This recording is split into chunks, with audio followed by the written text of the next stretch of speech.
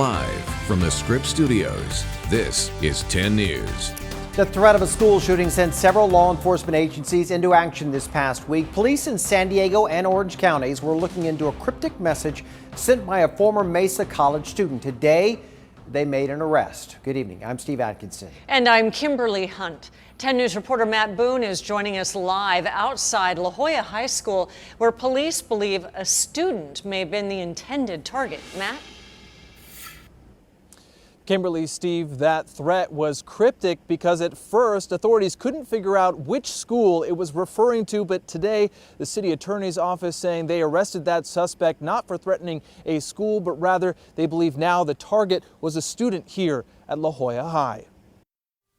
This is the text conversation that sparked the investigation last week. The sender writing, quote, "Today is the day," at 1:23 a.m. The response, "What are you talking about?" He replies, "I'm going to shoot up the school. Keep it low key." The exchange was posted on Twitter by Lexi Rattray, who had received the screenshot from a friend. And so she sent it to me and I was like, post on my thread. And she was like, what do I do? And I was like, I mean, he texted it to you, so I think you should contact the police. Authorities say the messages were sent by Trevor Faison, a 20-year-old student at Saddleback Community College in Orange County. Rattray says she's known him since 7th grade, and he'd been known to send aggressive messages, but this went over the line. But I was like, this is serious, you know, I was like, report it right away. However, Faison had also gone to Mesa College last semester and had attended high school in San Diego. Because of this, there was some confusion as to which school he was referring to. San Diego Community College police reported the tip to San Diego police, which filed a gun violence restraining order against Faison last Thursday. They found no guns registered to him. Authorities in Orange County also began investigating. They weren't able to track him down until Monday, when the San Diego Unified School District Police arrested him, booking him on a felony criminal threat. The city attorney's office told 10 News they finally determined the alleged threat was made against a student at La Jolla High School. Rattray says the whole ordeal has created a flurry of discussion online, with people concerned about Faison's behavior and possible retribution. And girls like from literally everywhere were messaging me saying like that they wanted to post on my thread, but they were too scared because they thought that he was going to do something to them. And we did reach out to the San Diego Unified School District for comment. They just referred us to the district attorney. Faison is due in court on Wednesday. Reporting live tonight in La Jolla, Matt Boone, 10 News. Thank you, Matt. Breaking news now. Multiple people were injured tonight when a breeze bus and a car collided in Bonsall. The collision happened just after 9 o'clock on the 76 near South Mission Road. At least 2 people were taken to the hospital. Their conditions are not known at this time. CHP closed the lanes in the area, but they have since reopened. Congress remains deeply divided after the House Judiciary Committee submitted a report today laying out the possible case for articles of impeachment on President Trump. House Democrats explained in this 658-page report why they want to take quick action. They claim that the president continues to jeopardize our national security and the integrity of our elections. Meanwhile, Senate Minority Leader Chuck Schumer is urging White House officials to testify in the upcoming trial. These people know better than anybody else the facts. There is no reason on God's green earth why they shouldn't be called and testify unless you're afraid of what they might say. The House is expected to vote on impeachment Wednesday. Sweetwater Union High School District Board members are moving forward tonight with a budget $26 million in the hole. It's $2 million higher than what district officials projected earlier in the day. Our 10 News reporter Laura Acevedo is live from district headquarters, where the decision was unanimous. Laura? And that vote happened less than an hour ago. The board voted 5-0 to approve the first interim budget, a negative budget, which is $26 million in the red.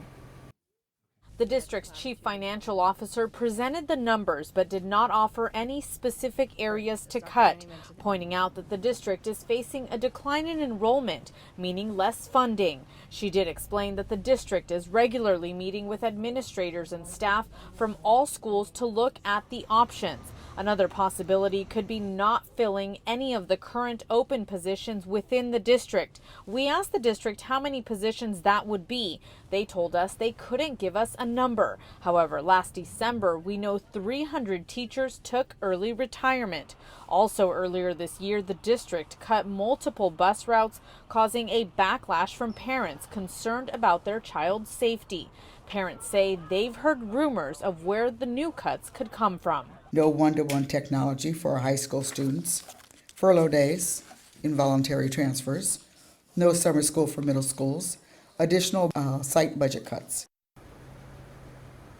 Again, this is the first interim budget, which means that there could be changes before the final budget. The district says they are waiting to see what the governor's budget is going to be in January and make any adjustments as necessary. This would be for the 2020-2021 school year. Reporting live in Chula Vista, Laura Acevedo, 10 News. For the latest developments on this story, download the 10 News mobile app. It's available in the App Store. Just search 10 News. All right, turning now to our weather. Our gusty winds are getting stronger overnight. Our 10 News anchor Jen De La Cruz is here tracking those conditions this evening. Yep, already pretty windy out there. And once again, as you said, strengthening overnight into tomorrow morning. So pretty breezy out there. We do have watches and warnings throughout the county. Current wind gusts right now at 33 miles per hour in Julian. These are our offshore winds coming out of the east-northeast. 31-mile-per-hour gusts right now in Campo and 17 in Mount Laguna. We have a high wind warning for our mountain areas. This takes us through Tuesday at 10 p.m., gusting at times up to 70 miles per hour. For the inland valleys, a wind advisory for that same time period, gusting up to 50 miles per hour there. We are also tracking very cool temperatures and a chance of rain on the way coming up in your 7-day forecast. We'll see you in a minute, Jen. Thank you. A dangerous night is ahead for millions across the Deep South. This twister in Louisiana traveled on the ground for nearly 60 miles, claiming at least one life. It left behind a trail of broken trees and downed power lines. Trees are down, people are walking out. A church in Alexandria was also struck by the powerful tornado. First responders carried children to safety, making sure everyone was okay. And meantime, 2 people were killed by a tornado in Alabama. Both tornadoes are a part of a severe weather system moving east. Officials in Louisiana say they were able to put out an early warning, and if they hadn't, they say the casualties could have been much worse. A local watchdog group is suing the city of San Diego over its controversial smart streetlight program. According to the Union Tribune, the group San Diegans for Open Government is suing the city for not releasing data collected from sensors on these streetlights.